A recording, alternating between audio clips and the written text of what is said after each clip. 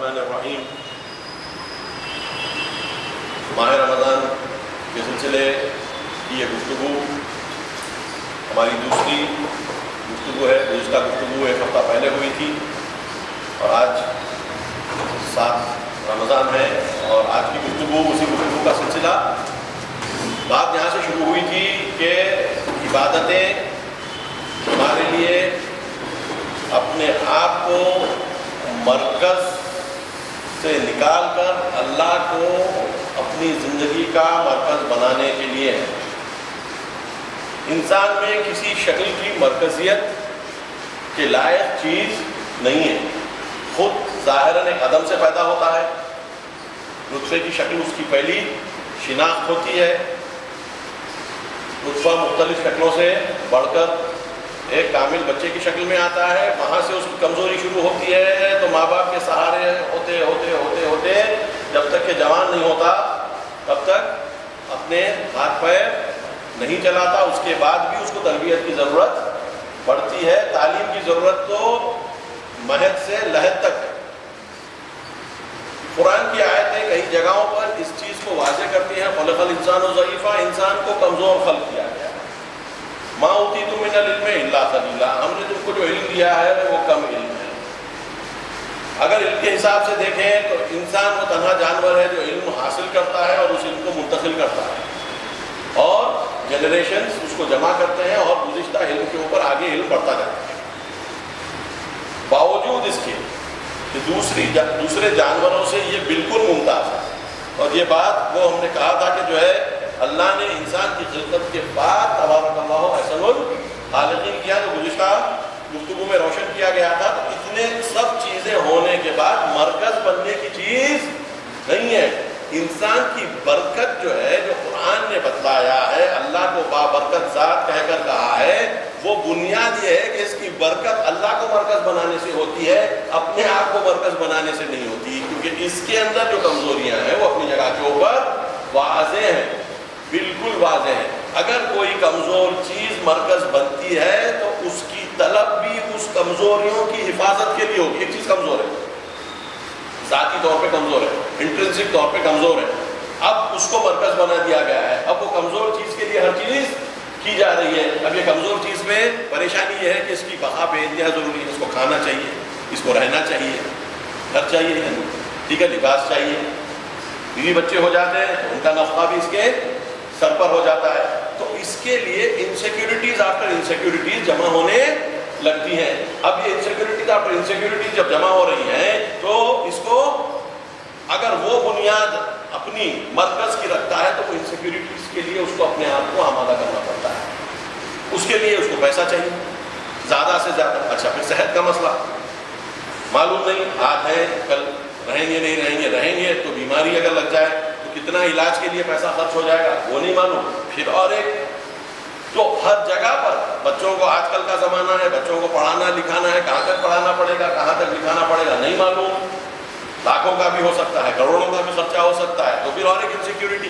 تو اس کی انسیکیورٹیز جو ہے، اس کی کمزوری کے سبب اتنی زیادہ ہو جاتی ہے کہ اگر اپنے آپ کو یہ مرکز بنا لے، اپنے آپ کو یہ مرکز بنا لے تو اس کی پوری زندگی وہ اپنی کمزوریوں کو سیف گارڈ کرنے کی طرف جاتی جائیں گی جب تک کہ وہ مر نہ جائے، جب تک اس کے پاس طاقت ہی نہ رہو کسی انسیکیورٹی سے بچنے کی۔ تو جو چیز کی سلسلہ ابتدا سے انتہا تک کمیوں کا نتیجہ ہے اور اس کو اگر مرکز بنا دیا جائے تو وہ کمیوں کے لیے انسان پوری کوشش کرے گا، اس میں بخل کرے گا، بخیل ہو جائے گا، دے گا نہیں، حرص رکھے گا، حریص ہو جائے گا، زیادہ سے زیادہ لے گا، اور اس لینے میں کیونکہ مرکز خود ہے، کس کا لے رہا ہے خیال نہیں رہے گا، ضرورت اس کی ہے، لے رہا ہے کسی اور سے، تو یتیم کا مال کھا رہا ہے کیونکہ ضرورت احتیاج اتنا زیادہ ہے کہ وہ احتیاج انسان کو یتیموں کے مال، غریبوں کے مال، مفلسوں کے مال، ہم یہ اپنے اطراف کیا نہیں دیکھ رہے ہوتا ہوا، ہم اپنے اطراف نہیں دیکھ رہے کیا یہ ہوتا ہوا۔ اس کا کوئی اس سوال کا کوئی جواب ہونا چاہیے کہ بھئی انسان جس کے پاس 1000 کروڑ روپے وہ 5000 کروڑ کے لیے کیوں کوشش کرتا ہے؟ آپ دیکھیں گے اس نے اپنی زندگی کو، خود کو، اپنے آپ کو مرکز بنا لیا، اور وہ مرکز کے لیے 1000 کروڑ بھی کافی نہیں ہے۔ اس کو اس پوزیشن میں جب وہ 1000 کروڑ کا ہے، وہ کہتا ہے یہ 1000 کروڑ کو بچانے کے لیے مجھے اور 5000 کروڑ چاہیے، اور وہ 5000 کروڑ اگر آئیں گے تو آئیں گے غریبوں کے اور بھوکوں کے پیسوں سے کہ ان کے لیے الوکیٹ کیے گئے، تو کیا کرے گا؟ وہ بھی لے لے گا، کیونکہ 1000 کروڑ کے بعد میرے آپ جیسا آدمی نہیں رہے گا، وہ 1000 کروڑ کی حفاظت کرنا اس کا ذمہ ہو گیا۔ تو پہلے انسیکیورٹی کو ختم کرنے کے لیے دولت کو پھر بچانے کے لیے وہ انسیکیورٹی، تو پھر اور دولت، تو یہ سلسلہ چلتا جاتا ہے کہ جب تک کہ انسان جا کے اپنی زندگی کو ختم نہ کر دے اور اللہ اس کو اپنی طرف نہ بلا لے۔ تو یہ انسان کے اپنے آپ کو مرکز بنانے کا نتیجہ ہے کہ جس میں کسی قسم کی مرکزیت کی کوئی خوبی نہیں ہے۔ ایک پکچر یہ سائڈ کا ہے، وہ روشن جو میں نے نہیں کیا تھا، میں نے کھلی گفتگو کی تھی، جنرل گفتگو کی تھی، اس اینگل سے گفتگو گزشتہ درس میں نہیں کی تھی، بات گزشتہ کا درس ہی کی کر رہا ہوں، اسی کا ایکسپلینیشن آج دے رہا ہوں کہ انسان کے پاس کیوں وہ چیز نہیں ہے جو مرکز اس کو بناتا ہے۔ تو اب اگر کوئی یہ سب کمزوریوں کے بعد اپنے آپ کو مرکز بنا لیا تو پھر وہی قرآن کی آیت ہے، رسول کیا تم نے اس کو نہیں دیکھا کہ جس نے اپنی نفس کو اپنا خدا جان لیا، جس نے اپنی نفس کو اپنا خدا جان لیا، اتخذ الہہ ہوا، اس نے اپنے ہوائے نفس کو اپنا خدا مان لیا، یعنی اپنے ہوائے نفس کے لیے ہر چیز کرنے کو تیار ہو گیا، اور کب تک؟ جب تک کہ سلسلہ باقی ہے۔ انسان کے خوف اور انسان کی حرص کو روکنے والی ایک ہی چیز ہے، وہ ہے اللہ کو مرکز بنانا، یعنی ایمان اللہ پر پوری کامل طریقے سے لانا۔ الذین آمنوا وعملوا الصالحات لا خوف علیہم ولا ہم یحزنون، وہ لوگ جو ایمان لاتے ہیں اور اچھے اعمال انجام دیتے ہیں، نہ ان کے اوپر خوف طاری ہوتا ہے، نہ ہی وہ غمزدہ ہوتے ہیں۔ کیوں؟ کہ ہم مرکز ہے ہی نہیں۔ جب تک ہم میں توانائی ہے اس مرکز کو، جس کو ہمارے لیے مرکز بنا کر خود اپنے آپ کو وہ کہہ رہا ہے الہکم الہ واحد، تمہارا خدا وہ ایک خدا ہے، اس کی تم عبادت کرو، تو وہ تصور جب ذہن میں آ جائے گا تو کھانا اس کی طرف سے ملے گا، خیر الرازقین وہ نظر آئے گا، کوشش آپ کی ہماری رہے گی، رازق وہ رہے گا، رازق وہ رہے گا۔ میں رزق کو میرا رزق بول کر نہیں تلاش کروں گا، اس کا دیا ہوا رزق تلاش کروں گا کہ جو اس نے تقدیر کر دیا ہے۔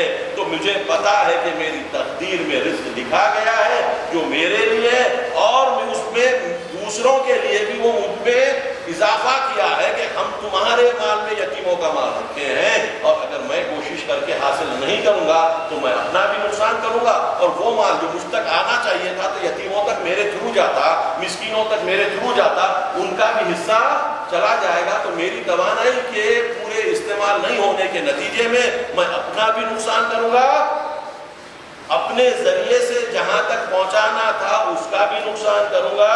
نتیجہ یہ کہ خسارت دنیا والآخرہ، جو قرآن میں یہ تصور ہے کہ دنیا اور آخرت کا نقصان اٹھانا ہے، وہ یہ ہے سستی کروں گا تو دنیا میں نقصان ہوگا، آخرت سستی کرنے والے کو ملتی نہیں، آخرت سستی کرنے والے کو ملتی نہیں ہے، کیونکہ قرآن کی آیت جیسے گزشتہ میں کہا تھا کہ الذین، بات یہ تھی من اراد الآخرہ وسعی لها سعیھا وہو مؤمن، جو آخرت کو ارادہ کرتا ہے اور ویسے کوشش کرتا ہے کہ جیسے کوشش کرنے کا حق ہے، یعنی اپنی پوری توانائی کے ساتھ کوشش کرتا ہے، اس کی وہ تمام توانائی کے ساتھ کی جانے والی کوشش کو اللہ قبول کرتا ہے، اللہ اس سے راضی ہوتا ہے۔ سستی کی بنیاد پر کوشش جو کرتا ہے اس نے مرکز کو نہیں سمجھا۔ مرکز کو سمجھنے والا مرکز کے مطابق اپنے آپ کو بناتا ہے، کیوں کہ اس کو پتا ہے کہ جب مرکز خدا ہے تو میری ذات مرکز سے جڑی ہوئی ہے، اور میری ذات جب مرکز سے جڑی ہوئی ہے، جس طریقے سے مرکز مجھے چاہے گا مجھے پھرائے گا، اور مجھے پھرنا ہے، جیسے جیسے وہ اپنا اختیار مجھ پر ظاہر کرے گا اس اختیار کے مطابق مجھ کو ڈھلنا ہے۔ اس بنیاد پر ہماری یہ گفتگو آتی ہے کہ اللہ کا ہم سے یہ کہنا کہ عبادتیں کرو، ما خلقت الجن والانس الا لیعبدون، صلوات بھیجے محمد والے۔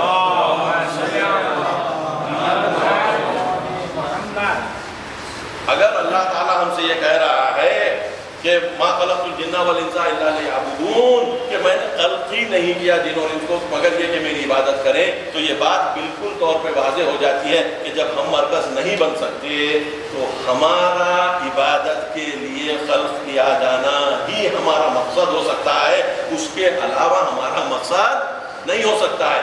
آیت قرآنی میں نے جیسے کہا آپ کو بعض باتوں پہ فقط روشن کرتی ہے، وہ بات جو عقل اپنے تئیں جا کر سمجھ سکتی ہے وہ عقل کی بات کو اللہ روشن کرتا ہے. آپ اگر اس بات کو سمجھ لیں بغیر قرآن کی آیت کے استعمال کیے ہوئے، خلق الانسان ضعیفا، اللہ کہہ رہا ہے ہم کو اپنے میں کمزوری معلوم نہیں ہو رہی ہے کیا؟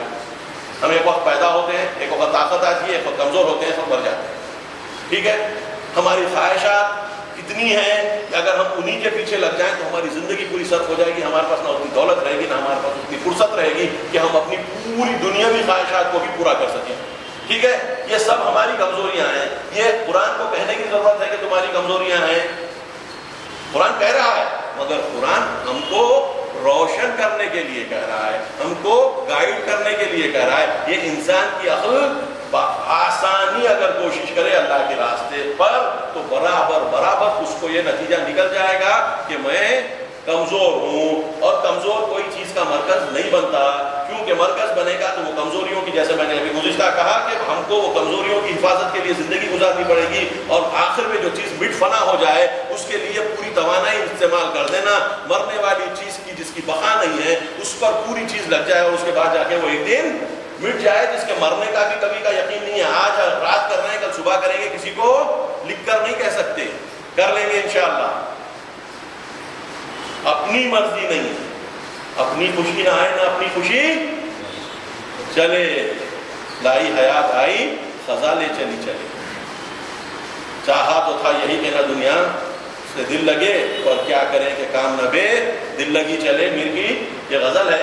ٹھیک ہے، تو ہم کو یہ دیکھنا پڑتا ہے کہ اگر ہم دنیا کے ہو گئے اور ہماری کمزوری کی ہم حفاظت کرتے رہے، وہ کمزوری کی حفاظت کبھی نہیں ہوگی، اور شیطان اس کمزوری پر جا کر جائے گا کہ وعدہ کرے گا تم کو، کیا ڈرائے گا تم کو فقر سے، فاقے سے، پاورٹی سے، اور تم کو حکم دے گا بدکاریوں کا اور فحشا کا. تو انسان جب اپنے آپ کو مرکز بناتا ہے تو اپنی حاجتوں پر زیادہ توجہ کرتا ہے اور اس کے کمی کی طرف زیادہ توجہ کرتا ہے. کمی ختم ہو جائے گا، خواہش نفسانی زیادہ سے زیادہ حاصل کرو. تو یہ انسان اب اگر ہم اور سے دیکھیں تو جانور سے بہتر رہے گا یا جانور سے بدتر رہے گا؟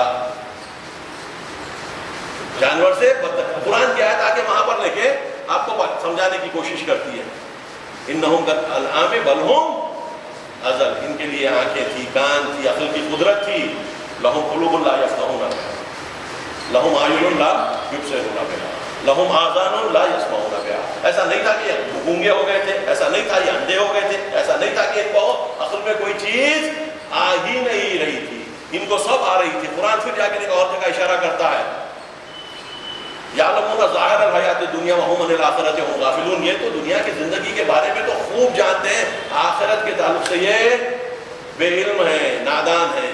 تو یہ پوری باتیں آپ عقل سے پہنچ سکتے ہیں کہ اگر یہ انسان اپنے آپ کو مرکز بنائے گا شیطان اس کو یہاں سے وارد ہو سکتا ہے، یعنی بہکایا جائے گا. آپ لفظ شیطان استعمال کریں یا نہیں کریں، بہکاوا اس کو ہو سکتا ہے. بہکاوا اگر ہوگا تو یہ ادھر جائے گا، ایک تو زیادہ سے زیادہ مال اکٹھا کرے گا، دوسرے مال اکٹھا کرنے کے بعد جو خواہشات نفسانی ابھریں گی ان کی طرف وہ جا کر ان کو حاصل کرنے کی کوشش کرے گا. تو ایک طرف لوٹ اور ایک طرف اس لوٹ کا شہوتوں میں خرچ کیا جانا، یہ آج کی زندگی کی ظاہراً واضح مثال ہے. اور یہاں پر شیطان کا لفظ جو لا کر اللہ اس قدرت کی طرف اشارہ کر رہا ہے کہ جو انسان کو اندر سے ورغلا سکتا ہے، اور وہ قدرت جو ہے مخلصین کو نہیں ورغلاتی، جنہوں نے یہ جان لیا کہ مرکز فقط اللہ بن سکتا ہے اور میں مرکز نہیں بن سکتا ہوں. تو اب آ کر بولیے کہ جب اللہ مرکز بن گیا تو انسان اگر اللہ کو مرکز جان کر سوچے تو اللہ سے اس کا ربط کیا ہوگا؟ قرآن کی اور ایک آیت کہتی ہے کہ اللہ کے سامنے کوئی نہیں آتا مگر عبد بن کر. اللہ کے سامنے کوئی نہیں آتا مگر عبد بن کر، عبدہ و رسولہ. تو یہ تصور جو ہے بندگی کا، آپ کا خود اللہ کا مرکز جیسے ہی بنا آپ اس کے سامنے سجدہ ریز ہو گئے، مرکز کے سامنے جھک گئے، پتا چلا کہ یہ مرکز ہی میرے لیے سب کچھ ہے. ما خلقت الجن والانس الا لیعبدون، یہ مانا جاتا ہے کہ وہ مرکز ہی سب کچھ ہے. یعنی خلقی نہیں ہوتے، ورنہ کہ اگر وہ مرکز نہ ہوتا تو انسان کی کامیابی اور کمال کی جو بات اللہ کرتا ہے، انسان کے اللہ کو پہچاننے کی بنیاد پر کرتا ہے، نہ کہ انسان کو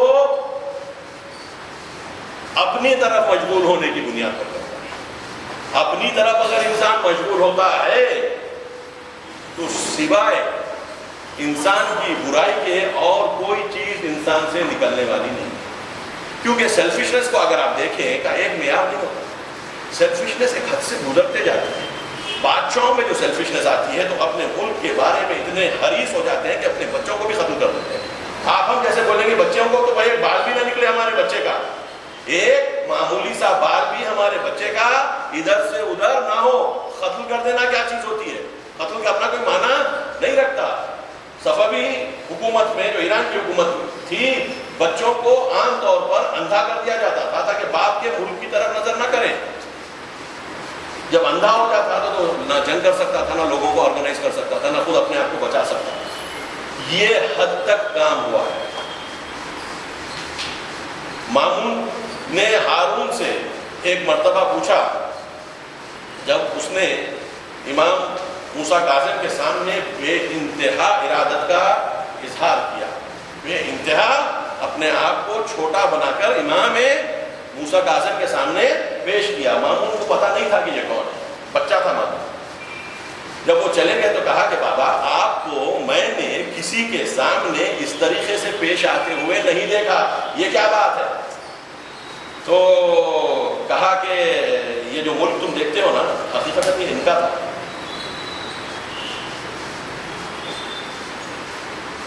میں اس ملک کو اپنا کر لیا، اور جان لو ملک کی کوئی اولاد نہیں ہوتی، ملک و عقیم ایک مشہور جملہ ہے ہارون کا، ملک کی کوئی اولاد نہیں ہوتی، ملک عقیم رہتا ہے، بیرن رہتا ہے۔ کیوں کہ اگر تو بھی اس حکومت کی طرف نظر کرے گا تو تجھ کو بھی نہیں بخشے گا۔ یہ تصور کے ساتھ حکومت چلتی ہے کہ جہاں کہ اگر انسان کی خود کی خواہش اتنی بڑھ جاتی ہے کہ نہ کسی دوست کو پہچانتا ہے، نہ کسی احسان کرنے والے کو پہچانتا ہے، حتیٰ اپنے بیٹے سے پر شک کرتا ہے کہ اگر یہ بھی نظر کرے گا تو اس کو بھی میں چھوڑنے والا نہیں ہوں۔ یہ ایسی انتہا کی اگر کسی کے پاس دنیا طلبی ہو جائے، اور ہم انسانوں میں ہوئی ہے، ظاہر مذہب کو ماننے والوں میں بھی ہوئی ہے، کوئی اس میں دو رائے نہیں ہے۔ جو دنیا کہ پتہ ہے فنا ہو جائے گی، جو دنیا نہیں معلوم کل صبح تک رہے گی یا نہیں رہے گی، اگر رہ بھی جائے گی تو ہمارے لیے یہ کارآمد رہے گی یا نہیں رہے گی، یہ سب دیکھنے والے انسانوں سے یہ کیسا ہوتا ہے؟ یہ بڑے سوال ہیں جس کو ہم کو سالو کرنا پڑے گا۔ اگر یہ سوالات ہم سالو نہیں کر سکتے تو دین کا راستہ چلنا ہمارے لیے بہت مشکل ہو جائے گا۔ دین کا عقلی طور پر ہم اپنے آپ کو مرکز نہیں بنا سکتے، جیسے ہی ہم اپنے آپ کو مرکز نہیں بنائے تو عقلی طور پر کوئی اور مرکز ہوگا۔ پھر یہاں پر آتا ہے کہ دنیا میں پرپز ہے یا نہیں۔ بار بار قرآن کی اب آیتوں کو دیکھیے کہ ہم نے یہ چیزیں بیکار خلق نہیں کی، ہم نے یہ چیزیں فضول خلق نہیں کی، ہم نے یہ چیزیں کھیل تماشے کی بنیاد پر، لاعبین کھیل کے بنیاد پر خلق نہیں کیا۔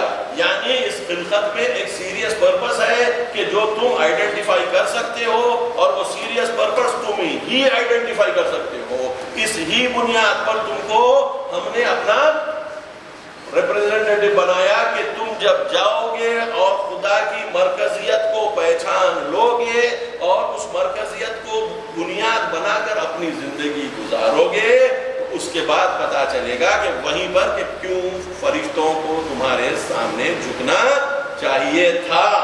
تم بھی بولو گے، وہ بھی بولیں گے، ہم بھی بولیں گے، اور اسی بنیاد پر پھر وہ چیز کی طرف جانے کی ہماری ضرورت ہو جاتی ہے کہ ان اللہ وملائکتہ یصلون علی النبی یا ایھا الذین آمنوا صلوا علیہ وسلموا تسلیما۔ بے شک اللہ اور اس کے ملائک صلوات بھیجتے ہیں رسول پر، اے ایمان والو تم بھی ان کے اوپر صلوات بھیجنا۔ وہ کیوں بھیجنا؟ مرکزیت خدا کو پہچاننے والوں کو اگر تم بڑا سمجھو گے اور ان کے رنگ میں رنگے جاؤ گے تبھی تمہاری فلاح اور بہبود ہے، اور اگر تم نہیں پہچانو گے اور نہیں رنگے جاؤ گے تو تم تباہ ہو جاؤ گے۔ اسی بنیاد کے اوپر آ کے بات آگے بڑھتی ہے کہ جہاں پر سوال ہوتا ہے اجر رسالت کا کہ میں جو تم سے اجر مانگتا ہوں وہ تمہارے لیے ہے۔ قرآن کی وہ آیتیں آتی ہیں ٹھیک ہے، قرآن کی وہ آیت ہے پہلے قل لا اسألکم علیہ اجرا الا المودۃ فی القربی، میں تم سے کوئی اجر نہیں مانگتا سوائے یہ کہ میری آل سے مودت کرو. اس کے بعد آیتیں ہیں جو ہم نے بعنوان مودت تم سے مانگا ہے، اجر رسالت مانگا ہے، وہ تمہارے لیے ہے، وہ تمہارے لیے ہے. بعد ایک جگہ اور ایک قرآن کی آیت ہے جو کہتے ہیں کہ جو اجر ہے وہ ان لوگوں سے مانگا جا رہا ہے جو ایمان لے آئے اور عمل صالح انجام دیتے ہیں. تو پتا چلا کہ اگر ہم آئیڈینٹیفائی نہیں کریں گے پیورٹی کو، تو پیورٹی کو آئیڈینٹیفائی نہیں کرنے کے نتیجے میں ہم میں پیورٹی آنا مشکل ہو جائے گا، امپاسبل ہو جائے گا. اسی عنوان سے اللہ کہہ رہا ہے میں جب بھیج رہا ہوں ان اللہ و ملائکتہ یصلون علی النبی، یہ بیکار کے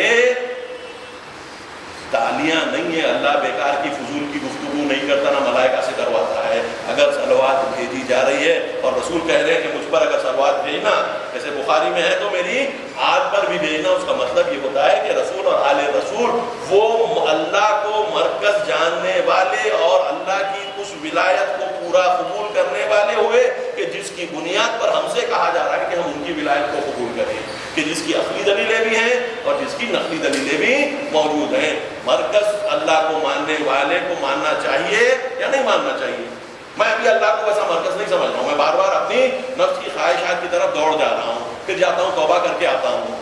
ٹھیک ہے، کیا میں اس قابل بن جاؤں کہ رسول اور فرشتے اور اللہ میں مجھ پر صلوات بھیجے؟ رسول کہے گی کہ نہیں، میرا تو کوئی ٹھکانا نہیں ہے. کئی وقت تو شیطان اور اس کے ساتھی میرے اوپر صلوات بھیجتے ہیں، جیتے رہو تم، ہمیشہ ہمیشہ جیو، تم جیسے چار اور ہو گئے تو کیا مزہ آ جائے گا. ٹھیک ہے، تم جیسے اور چار ہو جائے گے تو کیا مزہ آئے گا. تو صلوات اللہ کا بھیج رہا ہے، وہاں پر تو شیطان بھیجنے کو تیار ہے، جیتے رہو. تو یہاں پر یہ بات ہم کو سمجھ میں آنے لگتی ہے کہ یہ سلسلوں کو خالی زبانی گفتگو نہیں سمجھے بلکہ عقل سے پہچانے اور عقل کی بنیاد پر آگے بڑھے. اس طریقے سے پھر رسول کی حدیث ہے کہ وہ جو عقل کی بنیاد پر دین قبول کرتا ہے، پہاڑ اپنی جگہ سے ہل جائے گا، وہ اپنی جگہ سے نہیں ہلے گا. اور جو لوگوں کو دیکھ کر دین مانتا ہے وہ لوگوں کے دین سے پلٹنے کے ساتھ ساتھ خود بھی دین سے پلٹ جائے گا. خدا کے لیے لوگوں کو دیکھ کر دین نہیں مانتے، دین اتنا ہی آپ مان سکتے ہیں تو آپ کی عقل سے جائے گا. اور یہ نون فیکٹ ہے کہ دین کوئی ایسی گفتگو نہیں کرتا جو عقل کی مخالفت کرتی، عقل کی مخالفت کرتی ہو. عقل کی مخالفت کا مطلب یہ نہیں ہے کامن سینس کی مخالفت. ہم کبھی یہ نہ سمجھ لیں کہ عقل کا مطلب کامن سینس ہے. ٹھیک ہے، کامن سینس یہ بولے گا کہ بچے کو اور بچی کو برابر کی وہ بانٹ دی جائے، بچے کو دگنا کیوں بچی کو آدھا. گواہ دینے کی بات ہوتی ہے، عورتیں کئی مردوں سے زیادہ صلاحیت رکھتی ہیں، کئی مرد جو ہے ٹھیک ہے عورتوں کے تحت ہی رہتے ہیں. تو جب مرد عورتوں کے تحت رہ سکتے ہیں تو عورتوں کی گواہی مرد کی گواہی کے برابر کیوں نہیں ہو سکتی؟ آپ 100 کو جمع کیجئے، 90 تک تو میں سمجھتا ہوں آپ کو مل جائیں گے. تو جب وہ عورت کی گواہی دے رہے ہیں 90 مرد، تو عورتوں کو کیوں گواہی دینے سے آدھا حصہ رکھا گیا ہے؟ کامن سینس یہ بولے گا کہ نہیں بلکہ ان کو دگنا دے دینا چاہیے شاید.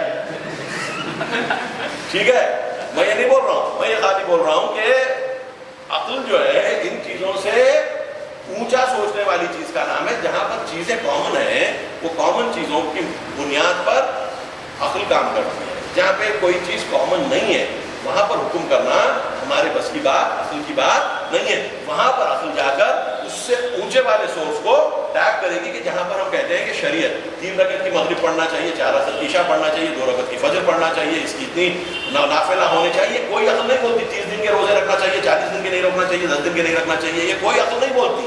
اسی طریقے سے میراث میں کتنا حق جانا چاہیے، کتنا حق نہیں جانا چاہیے، زانی کو 100 کوڑے کیوں مارنا چاہیے، زنا موسیقہ میں سنسار کیوں کرنا چاہیے، یہ عقل کچھ بول سکتی ہے، کچھ نہیں بول سکتی.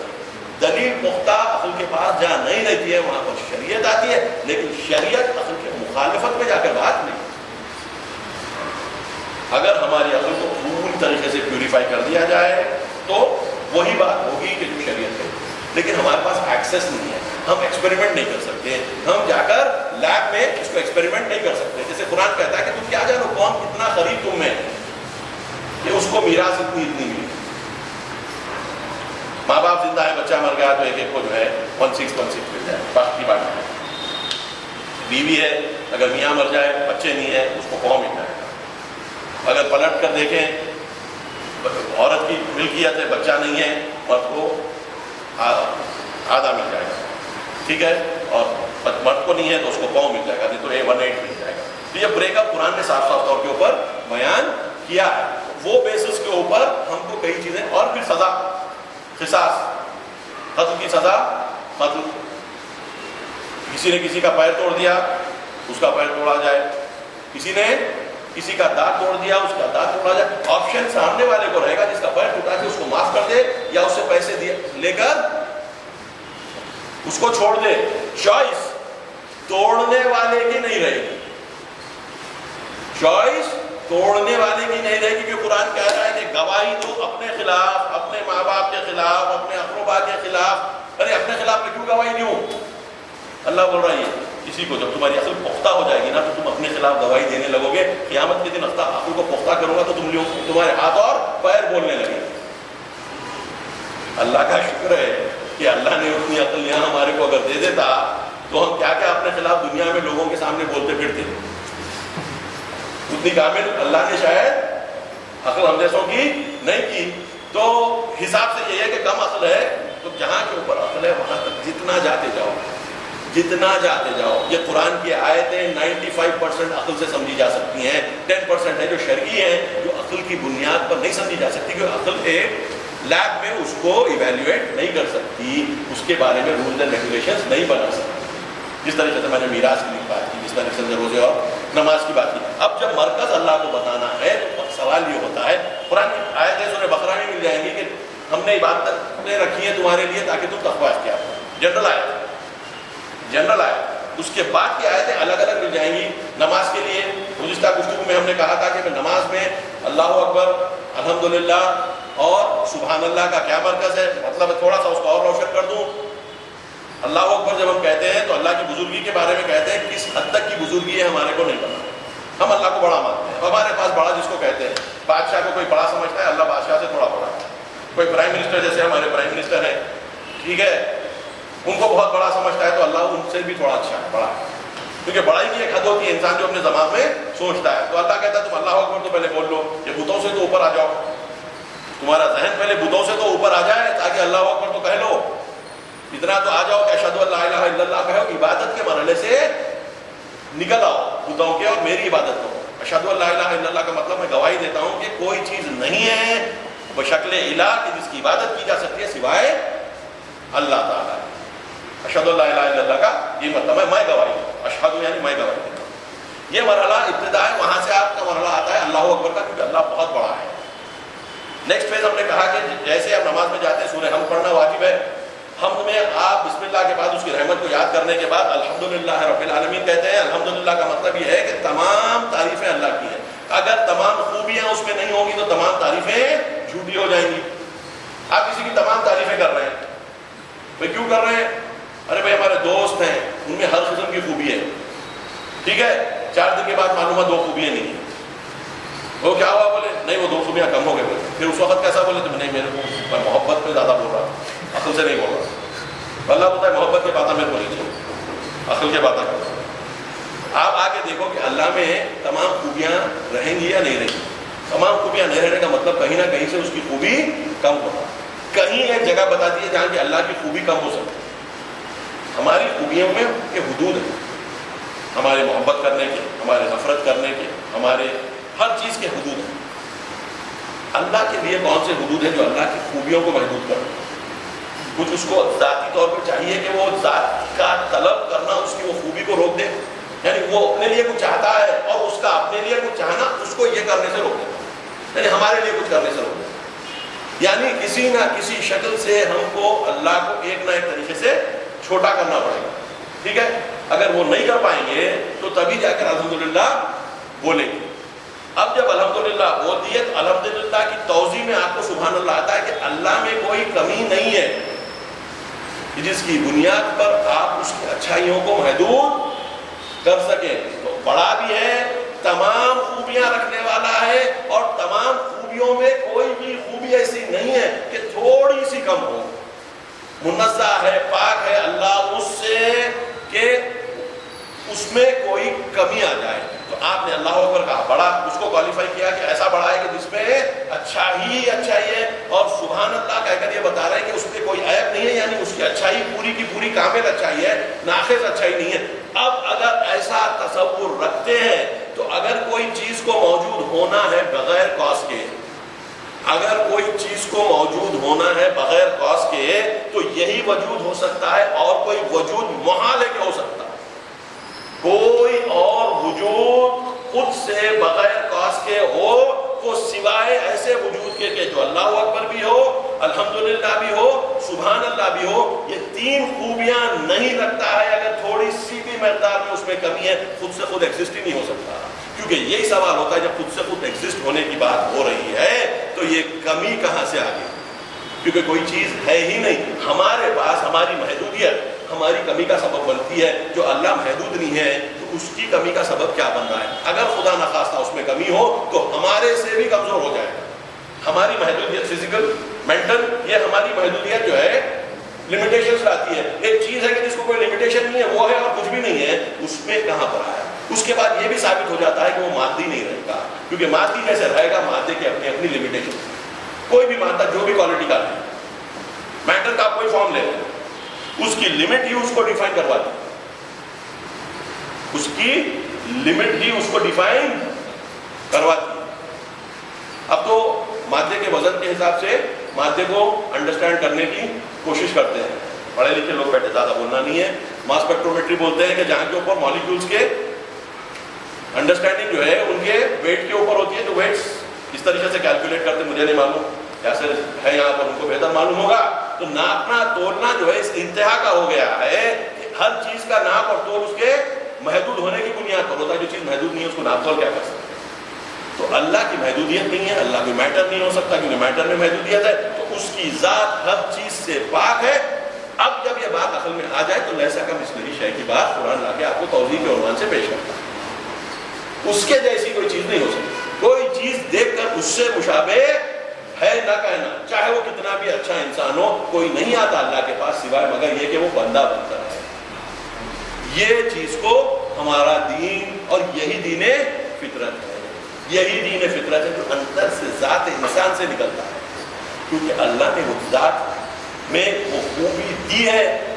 اقیم وجہک للدین حنیفا فطرت اللہ التی فطر الناس علیہا۔ ہم نے انسانوں کو پیدا ہی اس فطرت پہ کیا ہے کہ جو فطرت اسلام ہے، اور یہ ہم سے محدود نہیں ہے، وہ سب کو امپروو کرتی ہے۔ یہ بیوقوفی ہے کہ مسلمان اپنے دین کو مسلمانوں کے درمیان ڈھونڈ رہا ہے، یہ تو فطرت ہے۔ رسول جب آئے تو دین کو کیسے ڈھونڈنے گئے؟ کس کے درمیان دین ڈھونڈا رسول نے؟ مشرکین کے درمیان۔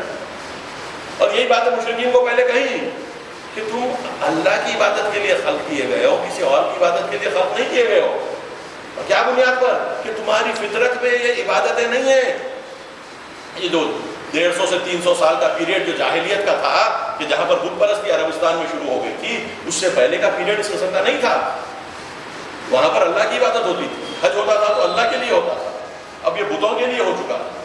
تو رسول نے جب بلایا کہ یہ تمہارے باپ دادا کے دین جو تم فالو کر رہے تھے یہ نہ گائیڈڈ تھے، نہ انہوں نے عقل سے کام لیا، یہ آیت قرآن کی آپ کی مل جائیں گی، نہ ہی وہ گائیڈڈ تھے نہ ہی انہوں نے عقل سے کام لیا۔ یعنی اگر عقل سے کام لیتے تو سوائے ایک اللہ کی اور کسی کی پرستش نہیں کرتے۔ اسی بنیاد پر ہم کہتے ہیں کہ اللہ کی توحید عقلی طور پہ ثابت ہوتی ہے، کیونکہ رسول آ کر اللہ کی توحید کو ثابت کرے گا تو اس میں ایک کنٹینیوس ڈیپینڈنسی آ جاتی ہے، دور کہتے ہیں، ٹھیک ہے۔ ایک چیز دوسری پہ ٹکی ہوئی ہے، اس پہ ٹھیک ہے۔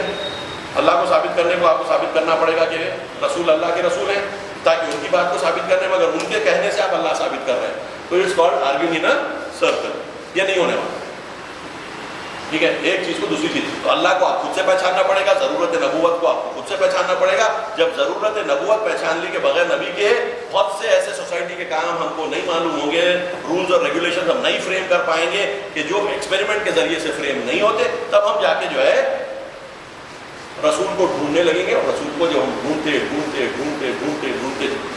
پہنچیں گے تو ہم کو ایک سلسلہ ملے گا رسولوں کا.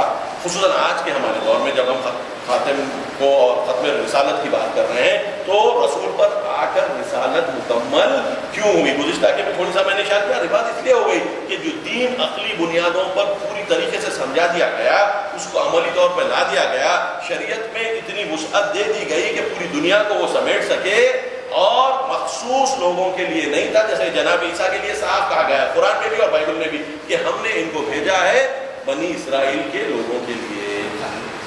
ٹھیک ہے، تو ان کو جب بھیجا گیا تھا ایک محدودیت کے ساتھ رسول کو، انا ارسلناک کافۃ للناس، اے رسول ہم نے تمہیں تمام لوگوں کے لیے بھیجا ہے، عرب کے لوگوں کے لیے نہیں. اور اسی بنیاد پر رسول نے خطوط جتنے نزدیک کے لوگ تھے، حکمراں تھے، ان کو انہوں نے خطوط لکھے، ایران کو، روم کو، ایتھوپیا کو، جہاں جہاں پر ممکن ہو سکا رسول نے خطوط لکھے اپنی رسالت کا اعلان کرتے ہوئے، تاکہ یہ بات ہے سمجھ لو، سن لو. اور وہی رسالت کا دین آگے بڑھ کر دنیا کو حقیقت کی طرف لے آیا اور علم اور فکر کی ایک نئی منزل تک پہنچایا.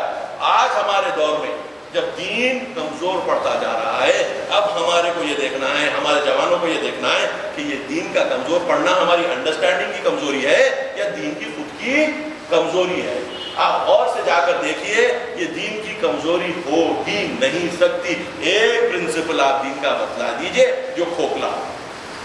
اگر ہوتا تو اللہ قرآن میں نہ کہتا لا تقف ما لیس لک بہ، تم اس چیز کی کو فالو ہی مت کرو، پیروی مت کرو کہ جس کا تمہیں علم نہیں ہے. سورہ بنی اسرائیل کی 36ویں آیت جب صاف کہہ رہا ہے کہ تم اس چیز کو نہیں ماننا، اور گزشتہ قوموں کی تباہی کا سبب بیان کر رہا ہے کہ انہوں نے ظن کو، کنجکچر کو اپنے عمل کی بنیاد بنایا، انہوں نے اندازے پر عمل کیا، انہوں نے اندازے پر عمل کیا، انہوں نے پریپونڈرنس کو بیسس بنائی. کوئی چیز بہت زیادہ ممکن جب دکھی انہوں نے کر دیا، جبکہ کبھی بھی ظن حق کی جگہ نہیں لے سکتا. قرآن کیا ہے کہ ظن یعنی پریپونڈرنس، حق یعنی دلیل کے ساتھ ثابت شدہ چیز کی جگہ نہیں لے سکتا.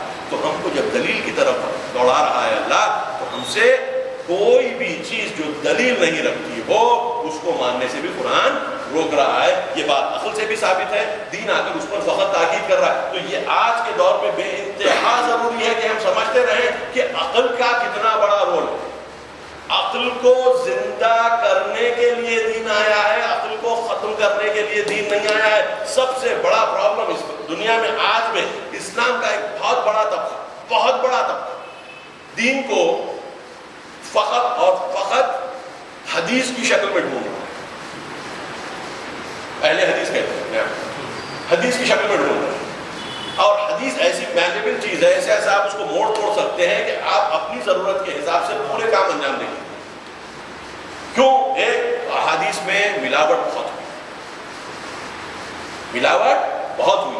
آپ کو احادیث تقریباً ابواب میں ایسے ملیں گے کہ جو یہ بھی بات کہہ رہے ہیں اور وہ بھی بات کہہ رہے ہیں.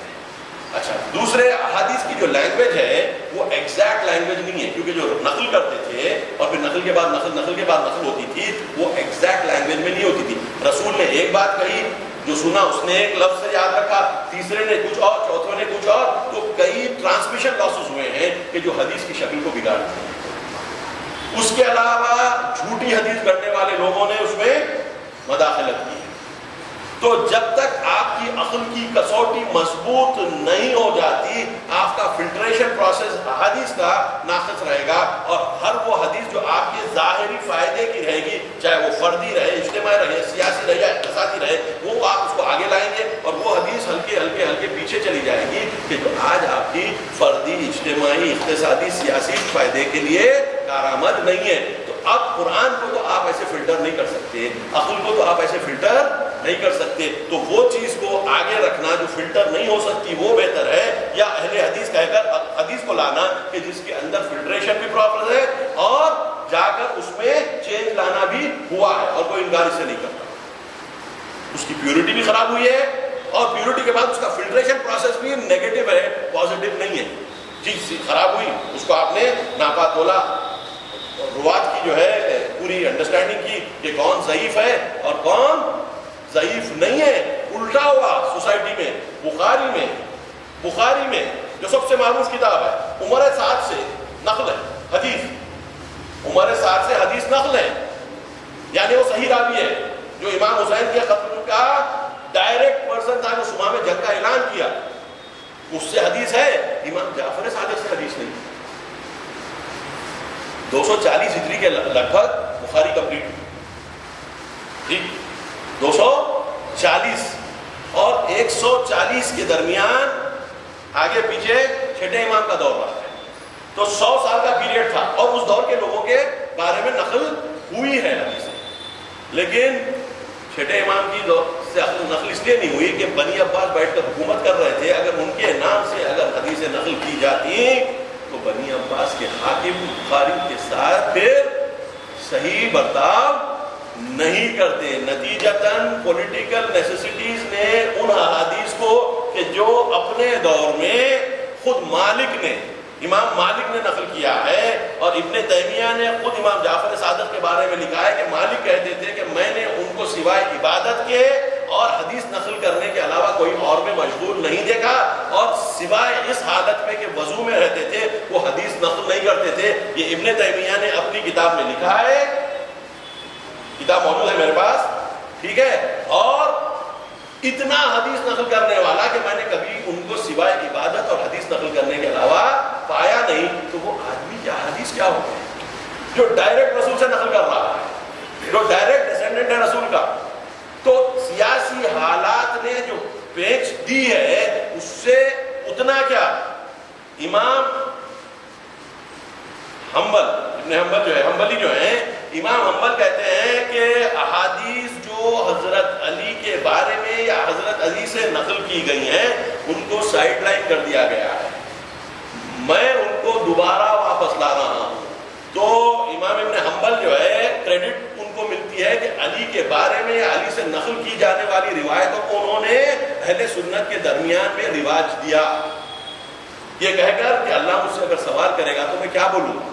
تو اس کا مطلب ایک پورا موومنٹ چلا کہ جہاں پہ علی کے اور اولاد علی سے نقل شدہ روایتوں کو چھاڑ دیا گیا، حتیٰ بخاری میں 9 یا 11 روایتیں ظاہر ہیں جو مولا سے، جو سب سے زیادہ وقت رسول کے ساتھ گزارے اور 3 سال کی مدت کے لیے جو ساتھ رہے، ابو ہریرہ، ان سے 1000 یا اس سے بھی زیادہ حدیث مل جاتی ہے۔ تو آپ یہ باعث جو ہے جس کو بولیں گے حدیث میں بہت زیادہ رہتا ہے، حتیٰ ہماری حدیث میں، یہ حدیث میں اپنے پولیٹیکل پوزیشنز کو اسٹرینتھن کرنے کے لیے حدیث بولی گئی ہے، حتیٰ شیعوں کے درمیان بھی بولی گئی، اور ائمہ نے بھی اس کی تصدیق کی۔ ائمہ نے اس لیے غلاط کے بارے میں جو کہا جاتا ہے کہ غلاط نے ہمارے حدیث میں ملاوٹ کی ہے اور اللہ ان کو لعنت کرے، یہ خود ائمہ کی طرف سے تصدیق شدہ طریقے ہیں۔ تو حدیث کو اس طریقے سے اگر آپ ڈیل کریں گے تو جھوٹوں کی بات آگے اور سچوں کی بات پیچھے ہو جائے گی، اور پولیٹیکل ان کے جو موٹیوز رہیں گے اس کے مد نظر جو انہوں نے کام کیا وہ دین کی شکل بن جائے گی، جبکہ دین تو پیورٹی کے علاوہ کوئی چیز کا نام ہی نہیں ہے۔ اللہ کہہ رہا ہے وَرَضِيتُ لَكُمُ الْإِسْلَامَ الْيَوْمَ أَكْمَلْتُ لَكُمْ دِينَكُمْ وَأَتْمَمْتُ عَلَيْكُمْ نِعْمَتِي وَرَضِيتُ لَكُمُ الْإِسْلَامَ دِينًا، میں نے تمہارے لیے دین کامل کیا اور میری نعمتوں کو تم پر تمام کیا، اور میں نے اسلام کو بعنوان دین تمہارے لیے انتخاب کیا۔ یہ پیورٹی ہے، اور پیورٹی ہی رہے گی کہ جو کسی آئیڈیا کو اپنی انتہا تک پہنچائے۔ پیورٹی سے فائدہ کیا ہوتا ہے بتاتا ہوں۔ پیورٹی سے فائدہ ہوتا یہ ہے کہ پیورٹی خود ایک پوائنٹ کے بعد جا کے ایک ہائر لیول آف پیورٹی پینڈ ہوتی ہے، اور امپیورٹی ایک لیول کے بعد جا کے اور ایک لیول آف امپیورٹی پینڈ ہوتی ہے۔ اگر آپ یہ دنیا کو ایک موونگ کنڈیشن میں دیکھیں، ایک کوئی امپیور چیز ہے، ٹھیک ہے، اس میں ریورسل پروسیس نہیں کرو آپ، اس کی امپیورٹی بڑھتی جائے گی، ٹھیک ہے، اور ایک کوئی پیور چیز ہے، انہیں اپنی پیورٹی کو ریٹین کرتی جا رہی ہے اور وہ پیورٹی سے کام لے رہی ہے۔ تو جیسے جیسے پیورٹی سے کام لیتی جا رہی ہے، وہ پیورٹی کام کرنے کے نتیجے میں انہانس ہوتی جائے گی، کیونکہ اس پیورٹی میں اور تجربے اضافہ ہوتے جائیں گے۔ تو پیور ہے تو پیور میں اور پیورٹی آئے گی، کیونکہ اس کو ہی بیس بنایا جاتا ہے۔ اور اگر کمزوری کو آپ لیتے جائیں، کمزوری کو بیس بناتے جائیں، تو جیسے جیسے کمزوری کو آپ بیس بنا کے کام کرتے جائیں گے، وہ کمزوری کا اور ایک پہلو نظر آئے گا کہ جو پہلے چھپا ہوا تھا، جیسے پیورٹی کا وہ پہلو نظر آئے گا جو پہلے چھپا ہوا۔ یہ آپ اپنی زندگی میں خود ناپ کر دیکھیں، آپ اپنی زندگی میں خود نہ، آپ کوئی کام جو پیورٹی کی بیسس پہ کر رہے ہیں، آیا اس میں ایک انہانسڈ آئیڈیا آپ کو آتا ہے یا نہیں آتا؟ اور جو چیز خدا نہ خواستہ اپنے میں یا غیر میں دیکھیے کوئی چیز اس پیورٹی کی بیسس پہ نہیں کر رہے ہیں، کوئی کمزوری کی بیسس پہ کر رہے ہیں، تو آیا اس کمزوری کے نتیجے میں دوسری اس کی آگے آنے والی کمزوری آتی ہے یا نہیں آتی ہے؟ کوئی بھی آدمی پہلے ڈکیت نہیں بنتا، چھوٹی چوریاں کرتا ہے، جب چھوٹی چوری چلنے لگتی ہے تو اس سے بڑی چوری کرتا ہے، ٹھیک ہے؟ کوئی آدمی پہلے دن کروڑوں کی رشوت نہیں کھاتا ہے، چھوٹی رشوت سے شروع ہوتا ہے، اس کے بعد بڑی رشوتوں کی طرف جاتا ہے یا نہیں ہے؟ اور پھر پاک کام کرنے والا بھی ویسے ہی رہتا ہے، پہلے چھوٹی چیز کو رد کرتا ہے، اس کے بعد طاقت آ جاتی ہے، پیور ہو جاتا ہے، اس کے ساتھ بڑی چیز آتی ہے، وہ بڑی چیز کو رد کرتا ہے، اس سے بڑی چیز آ جاتی ہے، اس کو رد کرتا ہے، تو یہ پیورٹی اس کی بڑھتی جا رہی ہے، کم ہوتی جا رہی ہے؟ بالعکس الٹا لے لیجئے، برائی کو لے کے آگے بڑھا، پہلی برائی ہضم کر لیا، 1 لاکھ کی رشوت تھی، کھا گیا، دوسری مرتبہ جب 2 کی آئے گی اور اس کے اندر وہ بنیادیں باقی رہے گی، وہ 2 کی طرف لالچ کرے گا یا نہیں کرے گا؟ یہ چیزیں بالکل سامنے واضح طور پر ہم کو آتی ہیں، تو دین کو پیورٹی کی بنیاد پر کام کر رہا ہے، اور خود قرآن کی آیت ہے کہ ہم نے تمہیں پاک کیا جیسے کہ پاک کرنے کا حق ہے، تو یہ کرنے کا حق اس لیے ہے کہ مثال بنانی، اور یہ جا کے پلٹتا ہے اسی کیفیت کی طرف، لقد کان لکم فی رسول اللہ اسوۃ حسنہ۔ اسوے کی ضرورت کیا ہوتی ہے؟ پیورٹی کے اسوے کی ضرورت، پیورٹی پہ زندگی گزارنے کا نتیجہ کیا ہوتا ہے؟ جناب فاطمہ تو زہرا کی چھوٹی زندگی تھی مگر پیورٹی پہ گزری، پیورٹی پہ زندگی گزارنے کا کیا مقصد ہوتا ہے، کیا فائدہ ہوتا ہے، اور عیب رکھ کر زندگی کا گزارنے کا کیا ہوتا ہے؟ اگر آپ پیورٹی پہ گزاریں گے اور دیکھیں گے پیور، اور ان کی زندگی جب ایک طریقے سے ہے جیسے کہ پھول کھلتا ہے، کھلتی گئی، اس کا نتیجہ یہ ہوا کہ آپ کے سامنے یہ گلدستے جو نظر آتے ہیں، ان کی زندگی سے آپ سبق لے سکتے ہیں کہ برائی اور اچھائی میں کتنا بڑا فرق ہے۔ یہی بنیاد ہے قرآن جا کے کہتا ہے قد تبین الرشد من الغی۔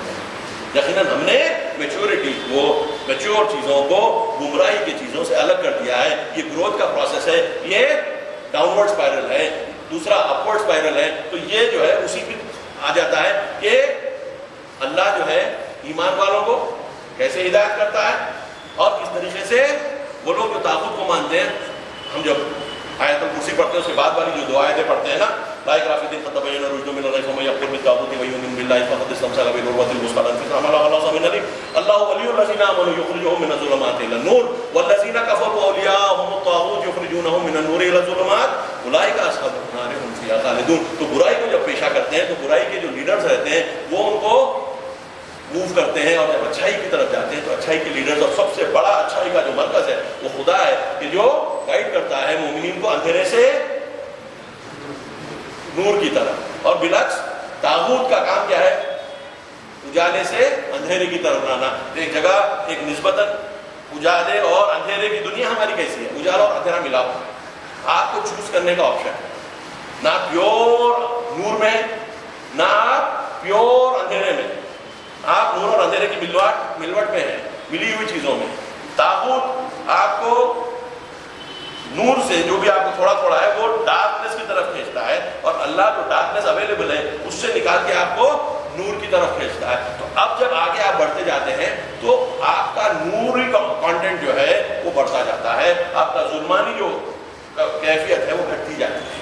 جیسے جیسے یہ نورانی کانٹینٹ بڑھتا گیا اور یہ ظلمانی کانٹینٹ کم ہوتا گیا، آپ کے لیے اللہ کی عبادت اس حساب سے آسان ہونے لگتی ہے، اور عبادت کا مفہوم سمجھ میں آنے لگتا ہے۔ جیسے میں نے بھی کہا کہ عبادتوں کو سب سے پہلے نماز اور عنوان عبادت پیش کی گئی کہ جہاں پر انسان کو فزیکلی لا کر کھڑا کیا جا رہا ہے، اور اس سے کہا جا رہا ہے کہ تو جھک، کھڑے ہو، جھک، بیٹھ، سجدے میں جا، پھر اٹھ۔ یہ اس کیفیت کو دہرایا جا رہا ہے کہ جہاں پر اللہ نے ہم کو کافی کی پہلی حدیث مل جاتی ہے جہاں پر کہا جا رہا ہے کہ اللہ نے سب سے پہلے عقل کو خلق کیا، اس سے کہا آگے آئی جا، پیچھے وہ چلی۔ اللہ نے کہا کہ میں نے اس سے کوئی بہتر چیز خلق نہیں کی، یعنی اللہ کے حکم کے تابع ہونا کوئی چیز کے اچھائی کی دلیل ہے۔ عقل میں کیا پوٹینشیل تھا کہ عقل کو کہا گیا آؤ، آئی، جاؤ تو چلے گئی۔ وہی چیز کو جو ہم حدیث نبوی میں دیکھتے ہیں اول ما خلق اللہ نوری، تو خلقت کے عنوان سے اگر اللہ کو خلق کرنا ہی اگر کوئی چیز ہے تو ایسی پیور چیز کو خلق کرے گا کہ اس کے حکم کی تابع رہے گی. اب وہ چیز کو لانے میں 13 بلین سال ہو گئے. وہ ریزن یہ ہے کہ مادے کو اپنی شکل آگے بڑھانی تھی. مادیت میں زندگی کیسے ہوتی ہے, بڑے بڑے جانور آئے چلے گئے, میں گزشتہ میں نے کہا ہوں یہ سب چھٹ بٹ کے رہ گئے. چمپینزیز آئے اپنی جگہ پہ آج بھی موجود ہے. اس کے بعد انسان نما لوگ آئے, وہ لوگ چلے گئے. اب یہ انسان ہم آ کے جو بیٹھے ہیں 13 بلین سال کے بعد, وہ عقل جو پہلے خلق ہوئی تھی اس کا حصہ ہم کو ملا ہے. اسی کی بنیاد پر ہم اللہ کے پاس بلانے پہ آتے ہیں اور اسی کی بنیاد پر ہم حکم سنتے ہیں. تو اگر ہماری عقل وہ پرسٹائن پیور پہلی والی عقل کا حصہ ہے جو اس لیے اللہ کہہ رہا ہے اسی کو میں نے اپنی روح بنا کر تم میں بھیجا, وہ پیورٹی اگر ہم میں ہے تو وہ عقل جس دن پہلے اللہ نے اس کو بلایا تھا فوراً آگے پیچھے جاؤ کہا پیچھے چلے گئی, اسی شکل سے آج ہم جب نماز کو ٹھہریں گے تو ہم بھی اسی عقل کو اگر پیورلی ہمارے پاس اس کی حفاظت کر سکیں گے, اس کے مادی اثرات کو ہٹا کر, تو وہ مرحلہ آج جو 13 بلین سال اگر ہم لے کر اندازہ چلے جو آج کی سائنس بولتی ہے آگے پیچھے چاہے کچھ بھی ہو جائے, تو ہم کو یہ پتا چلے گا کہ ہم وہ کام جو اللہ نے پہلے دن انجام دیا تھا آج ہم یہاں کھڑے ہو کر اس کو فلفل کر رہے ہیں. ہم وہی عقل سے جھک رہے ہیں جو اللہ نے پہلے دن بنا کر بلایا تھا اور کہا تھا جاؤ دور, تو آئی بھی گئی بھی. آج ہم بھی جب اللہ کے سامنے کھڑے ہو رہے ہیں, رکوع میں جا رہے ہیں, سجدے میں جا رہے ہیں, تو وہی عقل کو لے کے جا رہے ہیں اور کوئی عقل نہیں, مگر وہ عقل کو بدن دیا نہیں گیا. آج ہم کو بدن دیا گیا ہے کہ جو الگ ہی گانا گاتا ہے, الگ ہی طرز پہ رہتا ہے. دماغ دیا گیا ہے کہ جو اللہ پر فوکس کرنا نہیں جانتا. ہمارا دماغ مائنڈ بڑی مشکل چیز ہے, اتنی چیزیں اس میں روز آتی جاتی رہتی ہیں, دن میں رات میں حالت خواب میں, ٹھیک ہے, نیند کی حالت میں بھی دماغ تو کام کرتا رہتا ہے, ورنہ خواب کیسے دیکھتے ہیں, ٹھیک ہے. وہ سب کرنے والے دماغ سے اللہ کی عبادت کیسے کی جائے, یہ فن انسان کا ہے, یہ فن انسان کا ہے. اِنَّا عَرَضْنَا الْأَمَانَةَ عَلَى السَّمَاوَاتِ وَالْأَرْضِ وَالْجِبَالِ فَأَبَيْنَ أَن يَحْمِلْنَهَا فَأَشْفَقْنَ مِنْهَا فَحَمَلَهَا الْإِنسَانُ إِنَّهُ كَانَ ظَلُومًا جَهُولًا. یہ قرآن کی آیت کہ ہم نے اپنی امانت تو اس کو اِنَّا عَرَضْنَا عَلَى السَّمَاوَاتِ آسمانوں کو دینا چاہیے, جبال کو پہاڑوں کو دینا چاہیے. فَأَبَيْنَ أَن يَحْمِلْنَهَا, انہوں نے انکار کر دیا کہ اس امانت کو حمل کریں اور اس سے ڈر گئے, ختم میں اور اس سے ڈر گئے, اور انسان نے اس کو حمل کر لیا. یہ تو بہت زیادہ ظالم ہے اور بہت زیادہ جاہل. تو پتہ چلے گا کہ اللہ کی عبادت, اللہ کے منصب کو قبول کرنے کے بعد بہت زیادہ جو ہمارے میں ظلمانیت ہے, جہالت ہے اور ظلم کی کیفیت ہے, اس سے ہم کو لڑتے ہوئے اپنی وہ امانت کو سنبھال کر آگے دینا ہے, خود اپنے لیے بھی اور اپنی آنے والی جنریشن کے لیے بھی. وگرنہ ہم اپنے جہل کے اکڑ میں اور اندھیرے کی کو اجالا سمجھنے میں, انسان کی اور ایک بڑی خوبی ہے کہ وہ اندھیرے کو اجالا سمجھتا ہے.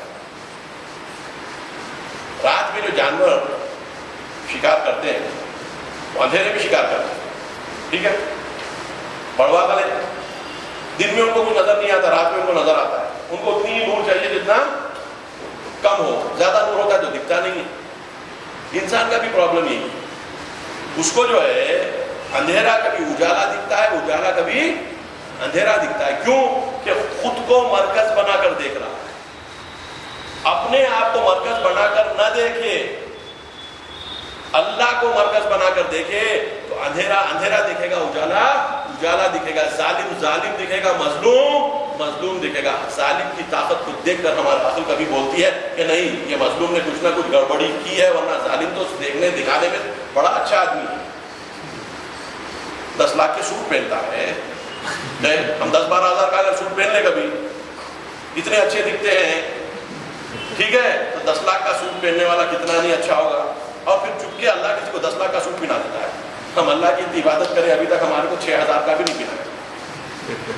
ٹھیک ہے, انسان سوچ سکتا ہے نا, تو کسی کو 10 لاکھ کا پہنا ہے تو بلا کر کچھ نہ کچھ اس نے کام اچھا ہی کیا ہوگا. اب جب وہ ڈنڈا لگا رہا ہو کسی کو, اور کمبخت جس کو ڈنڈا لگ رہا ہے اس کے مار کے اگر ہم نکالیں تو 100 روپے کی دھوتی نہیں ہے, 100 روپے کی دھوتی نہیں ہے. تو بولے اگر تیرے پر اللہ کا رحم ہوتا تو کم از کم 1000 روپے کے تو کپڑے پہنتا, 300 روپے کا تو جوتا رہتا, ننگے پیر, نہ سر پہ کچھ نہ پیر پہ کچھ, ٹھیک. بیچ میں اتنی سرکت ہوتی ہے اور مار پڑ رہی ہے تو بول رہا ہے وہ بھی 10 لاکھ آدمی مار رہا ہے تیرے کو، آواز بھی کر رہا ہے، شرم نہیں آئی تیرے کو؟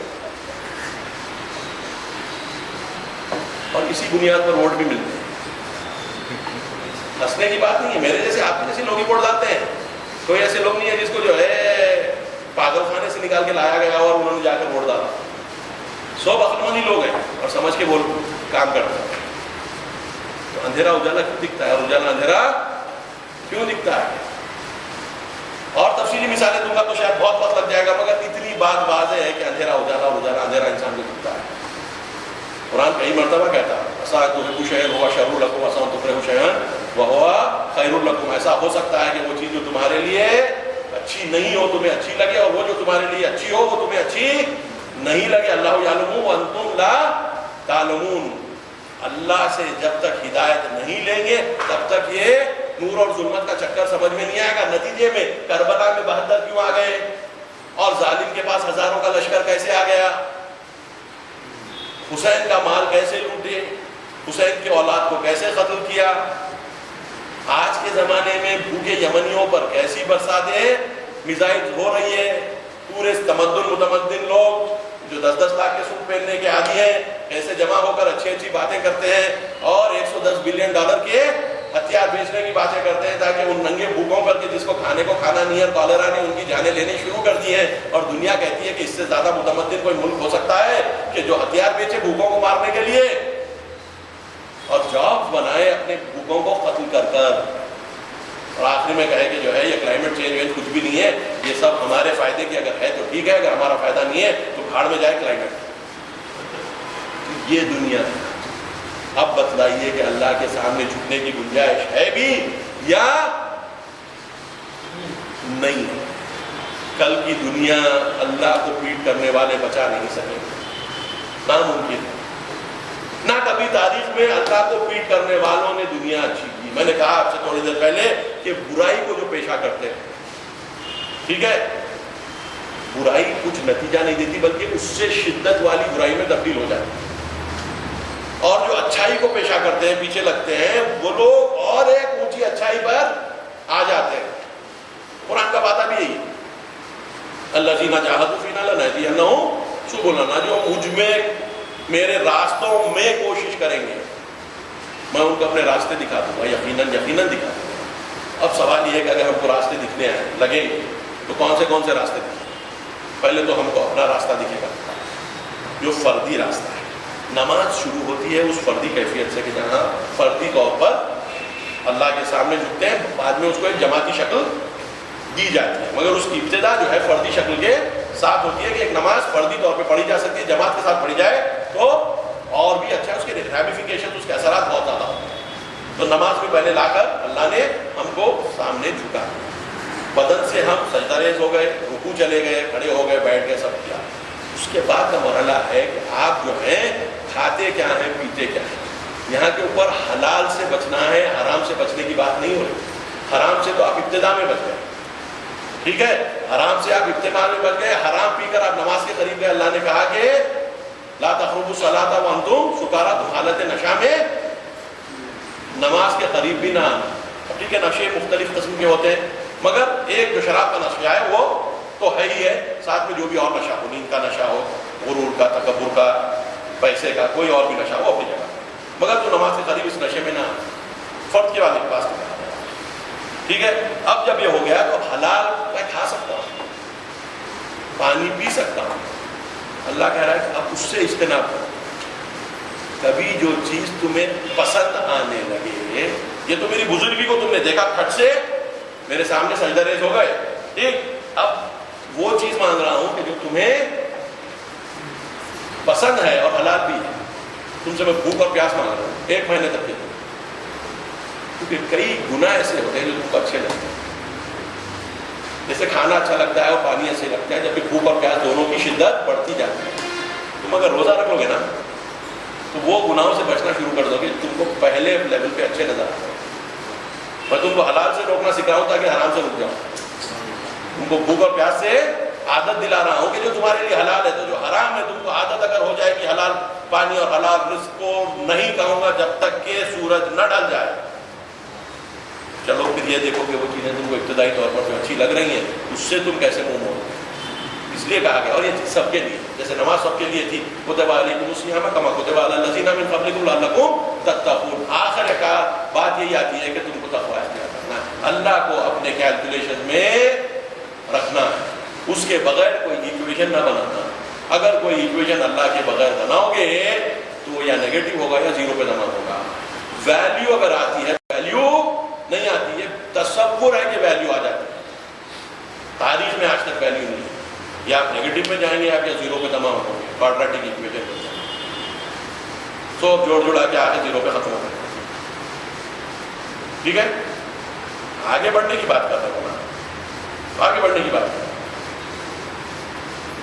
انسان کو بنایا ہی گیا ہے آگے بڑھنے, حرکت کے لیے, حرکت کے لیے. اور حرکت کے لیے صحیح کوئی فیول نہیں ہے سوائے اللہ, کوئی فیول نہیں. آپ جب اللہ کے بغیر اڑ رہے ہیں تو سمجھیے کہ شیطان کے پروں پہ اڑ رہے ہیں اور کسی کے پر پہ نہیں. اللہ کے بغیر اگر کب کسی کو پر لگے ہیں وہ شیطان کے پر. کوئی طاقت, ہم بولتے بھی لا حول ولا قوت الا باللہ, نہ کوئی طاقت ہے نہ کوئی قوت ہے, بغیر اللہ کے کوئی چیز نہیں. مطلب یہ ہوتا لا حول یعنی کوئی طاقت, قوت کوئی قوت نہیں سوائے اللہ. کوئی طاقت ہی نہیں ہے تو کوئی قوت ہی نہیں ہے, تو پھر یہ آپ کو طاقت, میرے کو طاقت کہاں سے آ گئی؟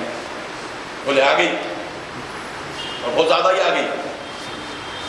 ٹھیک ہے, ظالم سے بھاگنے کی آ گئی, مظلوم کو بھگانے کی آ گئی.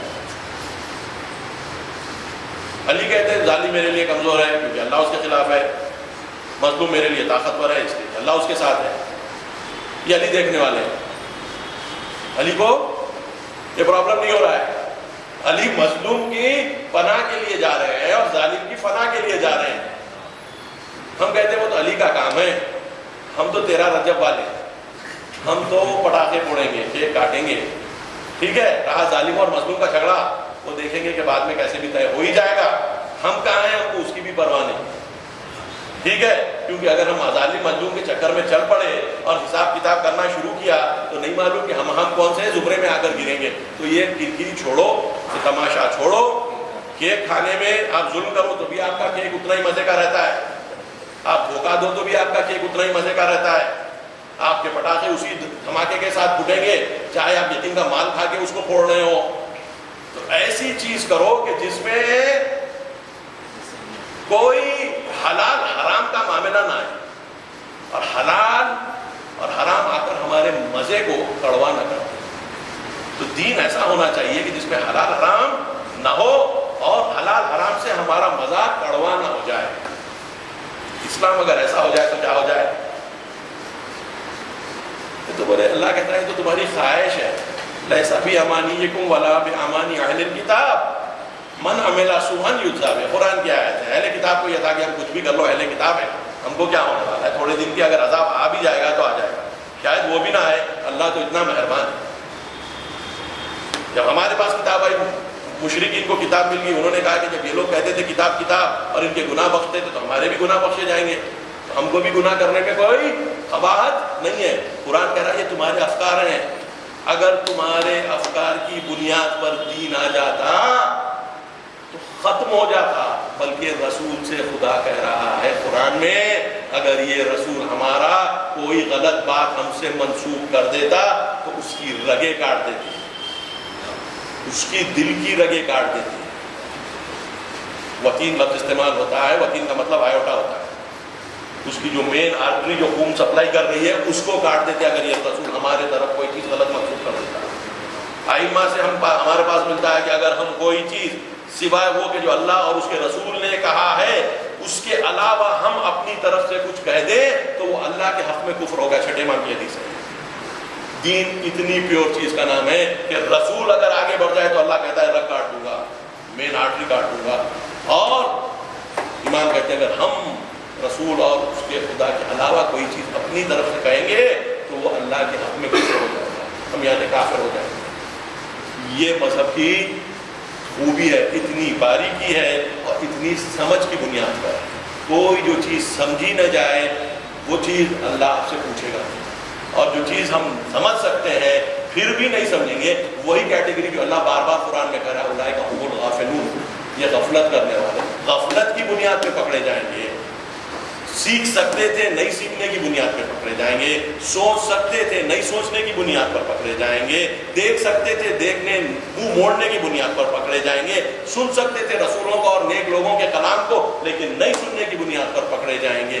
یہ سب بڑے بڑے پرابلم کو آئیں گے. تو روزہ اس سلسلے کی کڑی ہے کہ فرد کو اب حلال چیزوں سے روکا جا رہا ہے تاکہ اس کے وہ گناہ جو ابتدائی طور پر رنگین اور مزے والے اور مزہ دینے والے نظر آتے ہیں اس سے یہ اجتناب کرنے لگے. کیونکہ اس کو سوچنا پڑے کہ جب میں حلال چیز کو اللہ کے لیے چھوڑ رہا ہوں تو حلال چیز اگر مزے کی دکھ رہی ہے تو کیوں نہیں. لعلکم تتقون کی بات یہاں پر بھی آتی ہے. اس کے بعد میں پورے عبادتوں کو لے کر چلتا ہوں. میں سمجھتا ہوں 1 گھنٹے کے قریب میں بول چکا ہوں. ٹھیک ہے, انشاءاللہ آئندہ گفتگو جو ہے اللہ چاہا تو آگے کی حد سے اور پھر پوری عبادتوں کے مختلف طلباء اور تبرات تک جائیں گے. سب بات پہلے محمد